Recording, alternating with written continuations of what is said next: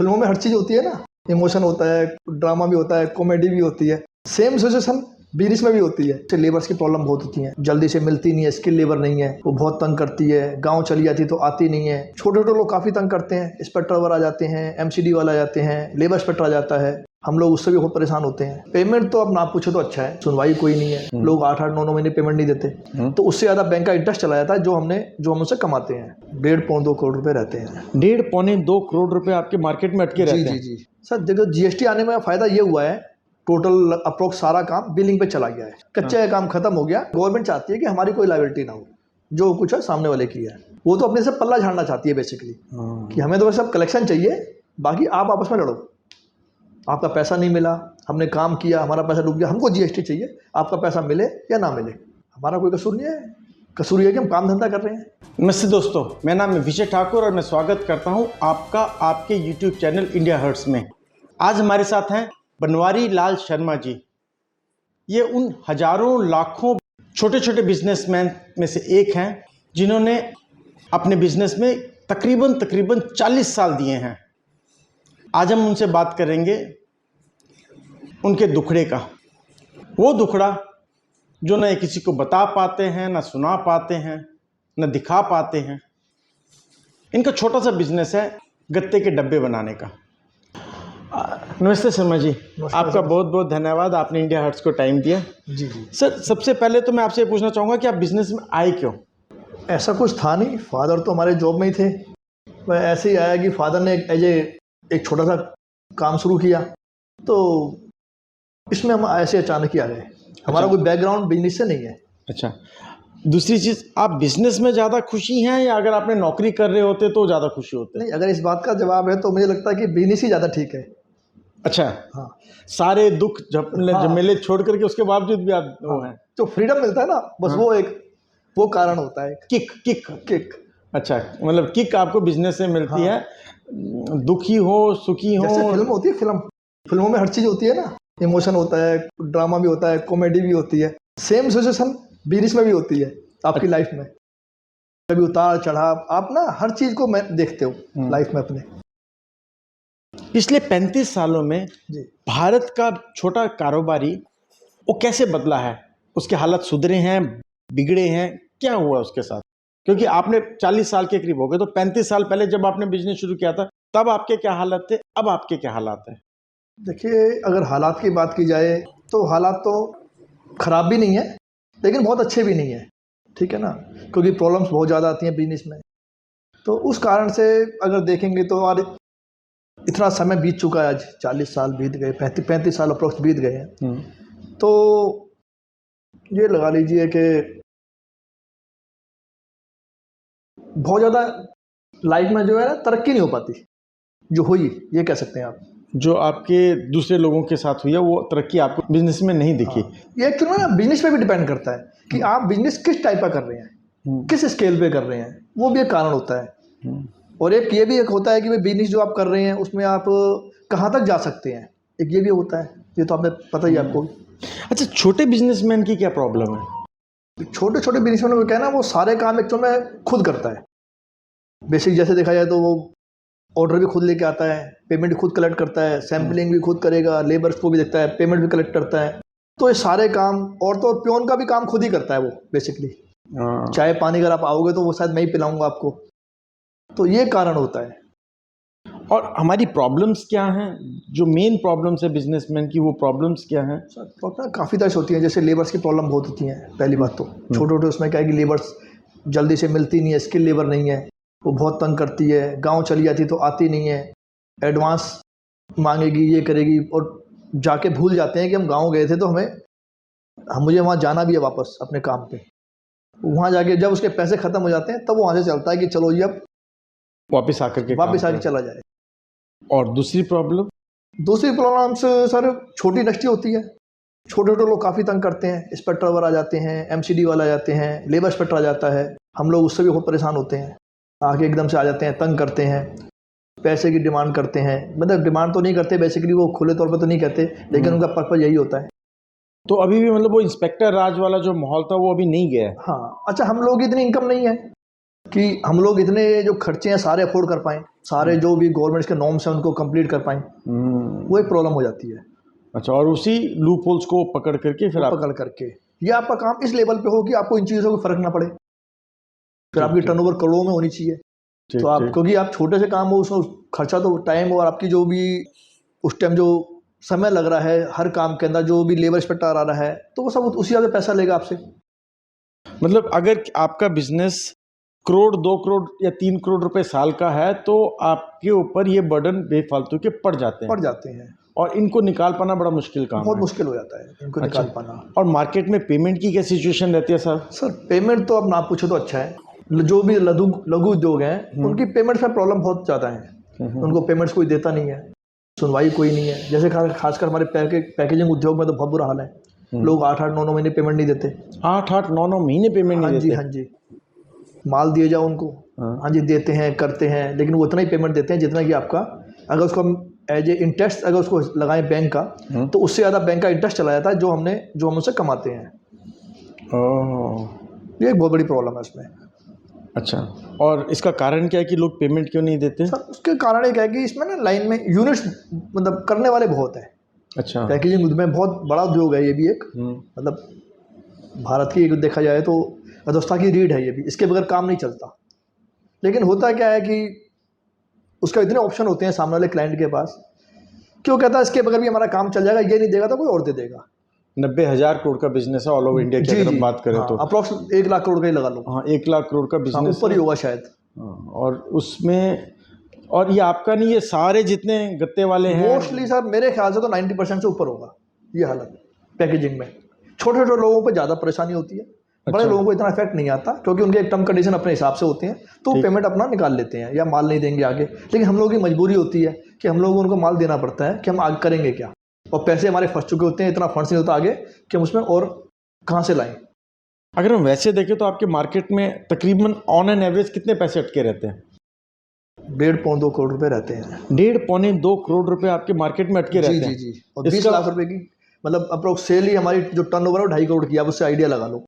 2.5 करोड़ की टर्नओवर है, 3 करोड़ की टर्नओवर है, उसमें 1.5-2 करोड़ रुपए आपके अटके रहते हैं हर समय। हाँ, जिसमें स्टॉक भी होता है नीचे काफ़ी, वो भी होता है 25 लाख रुपए का, अपने 2 करोड़ रुपए लगे होते हैं। और बिल्डिंग जो है वो अलग है, 500 बिल्डिंग है। बिल्डिंग का भी आप लगाओगे ना कुछ, तो अगर ये पैसा अपने बैंक से लिया हो इंटरेस्ट पे तो आप सोचो कितना इंटरेस्ट चला जाएगा, आप तो कोई सर्वाइव ही नहीं कर पाओगे।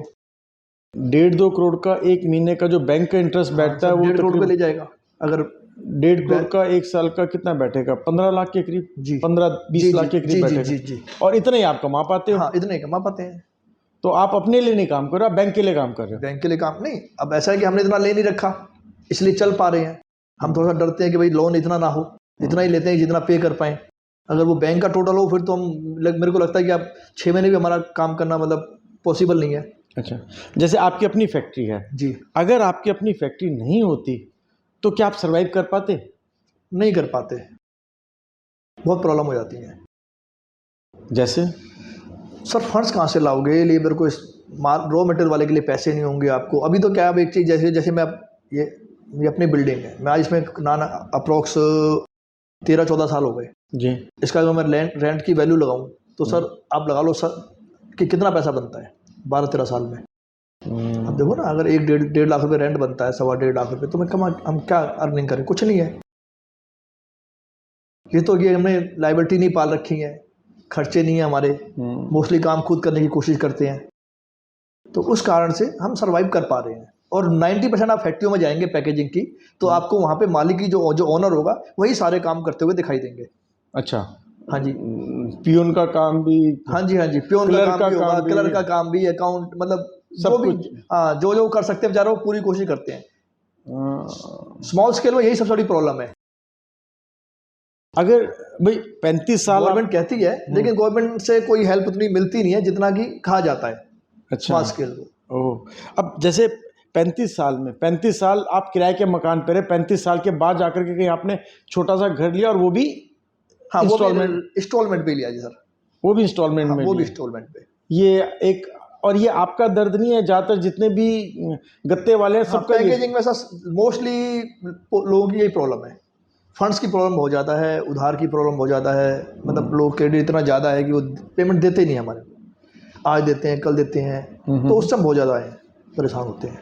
अब जीएसटी के आने से आप लोगों को क्या फ़ायदा हुआ या घाटा क्या हुआ? सर देखो, जीएसटी आने में फ़ायदा ये हुआ है कि हमारा काम बढ़ गया है। टोटल अप्रोक्स सारा काम बिलिंग पे चला गया है, इनवॉइस वैल्यू बढ़ गई, इनवॉइस वैल्यू बढ़ गई है। ठीक है, ये कच्चे अच्छा, का काम ये नहीं अच्छा हुआ है, कच्चे का काम खत्म हो गया। जीएसटी को अगर देखें तो मेरे हिसाब से जीएसटी बेटर ही हुआ है, क्योंकि पहले क्या होता था, लोग सी फॉर्म, ये फॉर्म, वो फॉर्म होते थे, तो बड़ी दिक्कतें होती थी, लोग फॉर्म देते नहीं थे, फिर उसके लिए बड़ा समय खराब होता था। ठीक है, अब ये है कम से कम जो भी हमारे को जीएसटी देना होता है एट ए टाइम दे देते हैं, तो आगे की सिरदर्दी नहीं है कि आगे क्या होगा क्या नहीं करना है, तो एक वो ठीक है। अच्छा, हाँ, जीएसटी के कुल मिला के मेरे हिसाब से ठीक है। अच्छा, हाँ। अगर हम कहें कि जीएसटी में भी कुछ दिक्कतें हैं, जैसे गवर्नमेंट है, जैसे हम किसी क्लाइंट का काम कर रहे हैं, अब मैंने उससे परचेजिंग ली और हमने उसको पेमेंट कर दी, 2-4 साल बाद डिफॉल्टर हो गया या उसने जीएसटी नहीं भरा जी, उसको ब्याज समेत हम पे करेंगे। मैं अगर आपसे किसी क्लाइंट से 10 साल में अगर 1 करोड़ का माल लेता हूँ, परचेज करता हूँ, ठीक, और 4-5 साल लिया, ठीक है, और उसके बाद उसने सपोज करो कि उसने कोई डिफॉल्टर हो गया किसी कारण से, उसने पेमेंट नहीं दी, मतलब जीएसटी नहीं जमा करा, तो वो हमारे को नोटिस आ जाएगा और उसकी पेमेंट हम करेंगे, और वो विद पेनल्टी के साथ, वो जो कि अप्रोक्स करीब 5-1 साल में डबल से ज़्यादा हो चुका होगा। नोटिस ही अप्रोक्स नोटिस ही इनके 6-7-8 साल बाद आते हैं, 6-7 साल बाद, 6-7 साल बाद आते हैं। हाँ जी, 17 के नोटिस मेरे को अब आए हैं, अब लगा लीजिए हिसाब से कितने साल हो गए।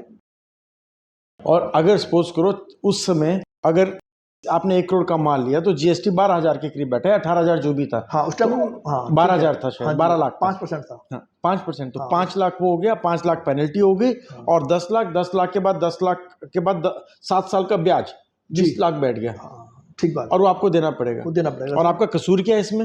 हमारा कोई कसूर नहीं है, कसूर ये है कि हम काम धंधा कर रहे हैं, सामने वाले पे गवर्नमेंट चाहती है कि हमारी कोई लायबिलिटी ना हो, जो कुछ है सामने वाले की है।